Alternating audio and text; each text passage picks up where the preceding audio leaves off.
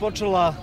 obnova, da kažemo, kontejnera, zanovit ćemo sve kontejnere na teritoriji opštine Palilula u dva naselja, u pitanju je Karaburma i Višnjička banja, 280 novih kontejnera koji će biti postavljeni u ova dva naselja, u pitanju su kontejneri od 1,1 kubni metar, novi, lepi, koji će ulepšati ovaj deo grada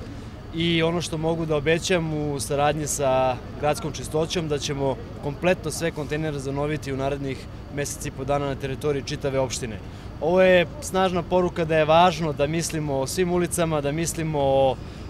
zelenim površinama, da kada neko dođe u naš grad i kad se neko prošeta ovim ulicama,